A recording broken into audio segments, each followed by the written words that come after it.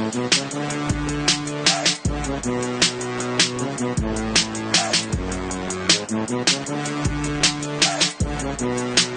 podcast here. How you guys doing? A weekend podcast, actually. Regular Saturday podcast, but gotta put it out. Gotta get it out while I can. Today's show, we're gonna talk about LeBron James and, playoffs. No playoffs LeBron today, this year. In first year as a Laker. A failure. But, let's get down to the bones of why it failed. We'll talk about it in a second. Also, the Giants and, what direction they're going in. Now that Odell Beckham is gone, I give my my analysis on the New York Giants and what exactly to expect going forward, as I'm a Giant fan myself too. And of course, Big Ben.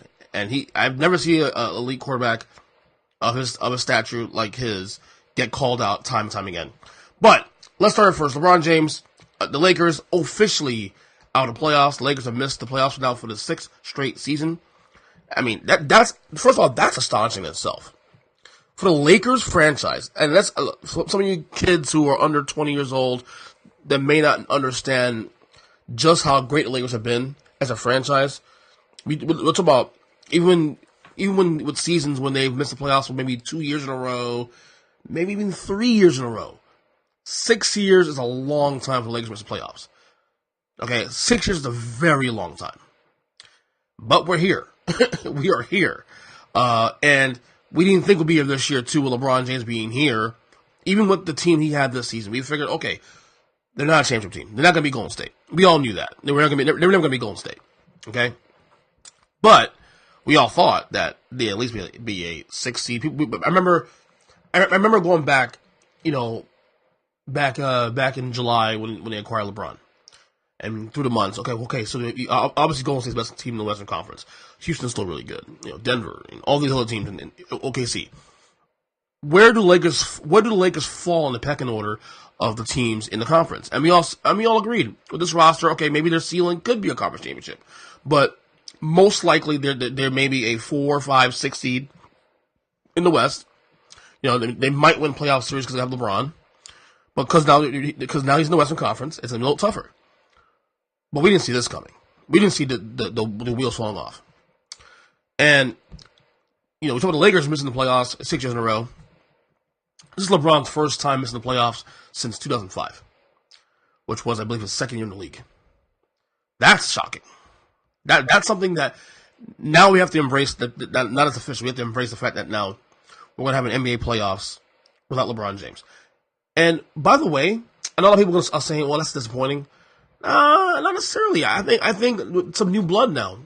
I think the East is going to be fun to watch this year. You're going to have Giannis and Kawhi and Kyrie and Embiid, and of course the West you have, of course, Harden and Curry. There's enough star power for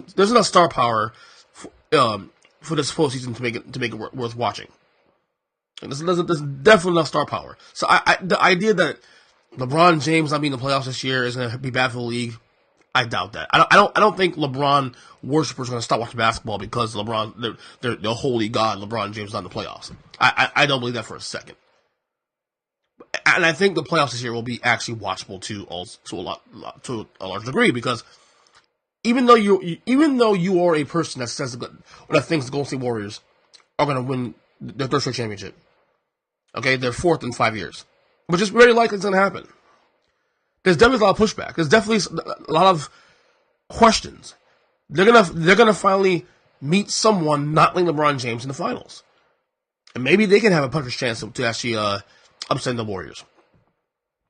Now that being said, ever since last night, the Lakers lose to the Brooklyn Nets, which, by the way, the D'Angelo Russell angle, of it all, being a former Laker getting traded out of there, a couple years back, because of what happened with him and Nick Young and all that. Kind of fitting that he's the guy that will close the door on Lakers' chances in Staples Center. It's kind of fitting, but there's a lot of piling on. I got a text from my buddy Mike the Squid, who's also part of this Earnestly Media, has his own podcast on the network, and he was saying he kind of actually liked the idea of LeBron not being in the playoffs. And I said, yeah, to an extent, yeah, it's definitely some new blood. I think the piling on is a bit too much. And I'm not going to sit here and defend LeBron James. So I'm not going to do that. I think the piling on is a bit too much, because I think there's a lot of things that came into play LeBron does sure fault as why the Lakers make the playoffs. I'm not even going there. I'm not even saying that isn't the case. I think LeBron shares probably the biggest part of the pie of why they're in the playoffs, because the way he handled the way his and his people handled the Anthony Davis stuff, and look, we don't need to rehash that again because we've gone through that all year long. We know how it's played out since. But I think the pile-on's a bit much, because I think what we have forgotten in all this is the injuries and the countless injuries to different players, Kuzma and Brandon Ingram's injuries throughout the year, and very importantly, Lonzo Ball's injury this year. Rondo got hurt this year. Now, Rondo wasn't a good fit, obviously, this year, but the Lakers need all hands in to get to make the postseason this year. I think the Lonzo Ball injury hurt more than people realized. Because I think LeBron playing off the ball, if you heard the last podcast I did with Mark Francois, he explained it briefly, but the fact that LeBron off the ball was actually more effective with Lonzo on the court, because that's one of LeBron's strengths. It gives the Lakers another offensive option to have to score. So the Lonzo Ball injury, I think it was actually the biggest injury of the year, and of course LeBron got hurt this year too, early in the year. And remember when LeBron got hurt during the Christmas game against Golden State. Okay, the Lakers at that point, a game the Lakers won. The Lakers at that point were actually the 4th seed in the Western Conference and surging. They started figuring things out. They was at the point still pretty healthy, and sure enough, he gets hurt and he misses 17 games, and the wheels fall off. Okay, again, LeBron still gets blamed. No one's even saying that's not even the case. You know what I'm saying? But I think there are more things to blame as to why the Lakers season ran amok toward the end. By the way, the whole D'Angelo Russell, Lonzo Ball comparisons, and would the Lakers be in a better position if they had D'Angelo versus Lonzo? Well, the only reason why I would defend D'Angelo's point of view and the D'Angelo Russell argument is because he's probably going to be healthier than Lonzo Ball. One of the problems with Lonzo Ball right now has been the fact he can't stay healthy.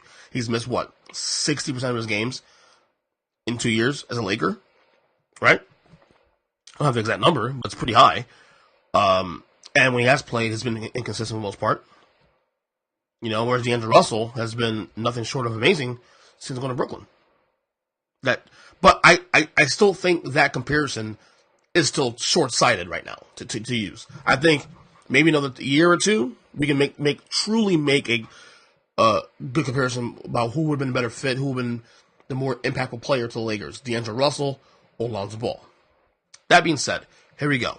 The Lakers, they're in deep shit right now. And these next 12 months, I'm saying 12 months because of this, it's very possible that Anthony Davis may not come to the Lakers. He may still come, but most likely, I would say it's more likely he'll come in free agency, not this free agency, obviously because he's still on a contract another year in New Orleans, but in 2020. So I'm giving it 12 months.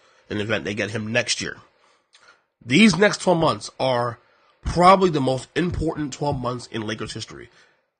If the Lakers strike out on stars, whether it be Anthony Davis, Klay Thompson, Jimmy Butler, Kawhi, anybody, if the Lakers are getting stars to help LeBron James, they are in serious trouble. And even with LeBron James in there, and remember LeBron will be 35 later this year, the Lakers are in absolute deep shit, and I think this franchise could be set back another 3-4 years, and it's not pretty right now in LA. Never have I seen a elite quarterback of his caliber be more disrespected by his peers, by people of many years of playing with them. Numerous times than Big Ben Roethlisberger has been this offseason. Never has seen a quarterback, and by the way, Big Ben will be a Hall of Famer. First ballot, probably, maybe second ballot, I don't know, but he's going to be a Hall of Famer. But I've never seen a quarterback of his caliber be disrespected time and time and time again by people who have been associated with him, who have been teammates with him, than Big Ben Roethlisberger. And it's really weird. Big Ben is a great quarterback. Big Ben is still a great quarterback. He's still a top 5 guy in the league. No one's ever going to argue that. he had a great year last year, despite the team missing the playoffs. Again, no one's going to argue that. But this offseason more than any, and look, we know the history of Big Ben. We know the things he's been accused of. We know the things he's done off the field, allegedly. We know what some of the complaints has been, some of the things he's said through the years, and yet it doesn't end. Yet it doesn't end. We have players come out in the last month say that he tried to sabotage plays because he get his way. One old player, I forgot his name, ex-Steeler from a couple years back, said that he purposely fumbled the ball because he disagreed with the play call that Todd Haley, the former offensive coordinator for the Steelers, called, and he didn't like the call, so he purposely fumbled the ball. And then there's actual video that can show evidence of that. And I'm not saying he did that on purpose, but if you look at the video, it kind of looks like you can make a case for that argument. Like, you can't necessarily say it's bullshit, because it's actually, you can make a case for that. You've seen Antonio Brown call him out. He's since been traded to the Raiders, calling him out. You see some other players call him out. Le'Veon Bell now, official of the Jets as of last week. And he's even spoken out now, publicly, about Big Ben Roethlisberger. This is what he had to say on an interview this week with Jenny Fuentes, Sports Illustrated. Ben is Ben. He's the quarterback. At the time, I'm thinking that's how it's supposed to be. He's supposed to be like that. Like, don't get me wrong, quarterbacks are leaders, and yeah, everybody go to the quarterback. It is what it is. But it's like, you're still a teammate. At the end of the day, you're not. You know what I'm saying? You're not Kevin Colbert. You know what I'm saying? You're not Mr. Rooney. You know what I'm saying? Yeah, I understand. We're still teammates. What was your relationship like with him, and was that a factor why you didn't want to stay in Pittsburgh? I mean, that was part of it. That's part of it. It wasn't the factor, but it was a factor. Yes, it was a factor. Your relationship with him? Yeah, it was a factor. And you wanted it to be different in a way? Yes. How would you have liked it to be different? I'd have liked it to be more open, more genuine, more real, more, you know what I'm saying? Like we're friends. Like we're teammates. And you did not feel that way? Apparently he didn't. Apparently Le'Veon Bell did not feel that way. And, again, people have the right to feel the way they feel. I'm not calling Big Ben. This is in terms of Big Ben as a quarterback, this has no impact on who he is and how good he is as a quarterback. He's still great. He's going to be a Hall of Famer. Okay? He's probably the greatest Steelers quarterback in the history of the game. And I said that. Probably even with Terry Bradshaw. With 2 less rings. But Big Ben, there's something to be said about Big Ben and his leadership. I've criticized Big Ben for the last couple of years about his leadership qualities. You know, when him threatened to retire 2 years ago. Okay? Him complaining about, as a result of letting retire, the Steelers drafted the quarterback in the event that he does retire. Remember, who was in the draft? I can't remember. Was it the guy from Oklahoma? They drafted a couple years ago. And then Big Ben said it wasn't his job to help him, show him the ropes or whatever, to train him to be the next guy. But you're the moron sitting there saying that I might retire. Big Ben has a lot of diva-like qualities. He's called people out in the media. That doesn't change the fact he's a great quarterback. The same Aaron Rodgers. People have called Aaron Rodgers for similar things, lesser degree. But Aaron Rodgers has been called out by people, by old teammates. Does it change the fact that Aaron Rodgers is a great quarterback? No. He's still the most talented quarterback in the history of the game. But it is sad to see a guy like Big Ben getting raked to the coals like this. It's very sad. It really is. And it makes you, it definitely puts some validity in all the things you've heard for years. That Big Ben has leadership issues. Now, that being said, I think next year, and it's funny, you were saying this about a two-time Super Bowl champion. Next year's an important year for Big Ben Roethlisberger. I believe he's 37 going into next year. He's still a top 5 quarterback in the league. No one's denying that. Okay. But, with the Browns now making their push to the top now of the division, with the moves they've made this offseason. The Ravens are still kind of in limbo. They had a decent offseason. We still got Lamar Jackson figuring things out. The Bengals are rebuilding. next year is a huge year for Big Ben Roethlisberger. And I think next year, if you're placing bets on MVP odds, I'll be honest with you. I mean, if Big Ben is motivated by things like this, I would put some money on Big Ben winning MVP next year because, you know, with the Steelers losing Le'Veon Bell and Antonio Brown in the same offseason, you know Big Ben's gonna want to try to prove everybody wrong that he's still the guy, which by the way he still is. But with these things coming out, all these little leaks and old players coming out and speaking out against him, he wants to shut people up. And I think if you're placing bets on MVP odds next year, I think Big Ben is a guy you might want to look into placing money on, definitely. The New York Giants, as you know, last week they traded Odell Beckham Jr. to the Browns, which now seems like, what was it, 9 days ago? And obviously now that the residue is settled from the trade, you know, and by the way, the Giants did sign Golden Tate about 2 days after. Not a terrible move. Maybe a bit of an overpay for Golden Tate. He's a decent receiver. He's a tier 2, maybe even a tier 3 receiver. But he's not Odell Beckham. He's a solid receiver. I don't mind the move personally, but you know, initially when they made the trade, I was actually okay with it. I was actually okay. Well, when they got back to, you know, their the number 17 pick in the draft, third round pick, and then a very talented cornerback, Jabril Peppers.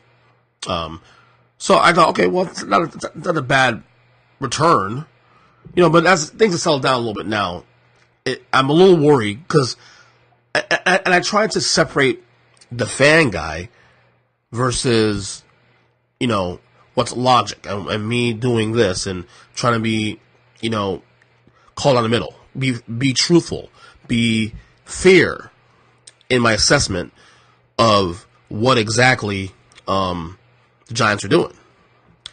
So, that being said, I am worried because the Dave Gettleman thing now, you know, GM, and hearing and listen to his press conference after the trade, not a lot of confidence in whether or not he can get this right. Not a lot of confidence in that. And he's the kind of guy that kind of goes by the toot his own horn. He's not one of those, like, you see media and fans criticizing him to all hell the last 9 days. And he doesn't really care. He really doesn't care. Like, he's really one of those guys that's just, you know, looks the other way. I mean, which could be, in actuality, could be actually a good quality if you think about it. But, you know, it's, I don't know. Like, I'm not saying that the Odell trade wasn't smart, because I thought when you think about everything what's going on with Odell. By the way, one of the most underrated things about you know, defending the reason why they trade him, Odell Beckham has missed 16 games in the last 2 years. 16 games in the last 32. He's only played 1 full year in the last 2 seasons. So it's worth noting that injuries also become a bit of an issue too. So part of the reason why his you know, the trade, probably why the Giants gonna get more in that trade actually, it's probably because of the injuries. But all you can do as a Giants fan is just really trust in Gettleman and see what he can do. People say, you know, Eli Manning, you know, they start with Eli. That, to me, that's a non-story though, because Eli Manning it wouldn't matter if Eli was here or not. It wouldn't have mattered. Eli would have been on his team regardless if Odell was here or not. Eli Manning would have been a quarterback for this team next year anyway. Even if the Giants, and by the way, they should draft a quarterback, you know, in this draft. I mean, I'm not saying that they should trade up to get Haskins or Murray, but and it's likely this is going to happen. It's likely that that Haskins or Murray is going to fall to them in the draft. They should go after if Haskins or Murray, whatever player they identify as their guy moving forward, they should go after and draft that guy and still have Eli play one more year, call the night, at the end of the year, call the career, and then move on. And then whoever you draft, whether it's Haskins or Murray, is your guy in 2020. That's the way they should go. Or the other option is go after Josh Rosen in Arizona. So Giant fans are worried. I get it. But at this point, there's no really any value now in just whining and crying about it now. Better off seeing if the Giants can get it right. Better off seeing if Gettleman get it right. He's had 1 year under his belt. Let's see if let's give the guy a chance. And I'm not even saying I'm not even defending him saying he's going to do the right thing. But let's give Gettleman a chance. This is why I haven't criticizing him as much on Twitter, on social media about this, because I don't want to be that guy. Let's trust Gettleman here. Well, that'll do it for today's podcast. Again, check me out on Twitter at EJ7. You can check out the website at earnestly.net. Until the next show we do, take it easy. God bless y'all, and see ya.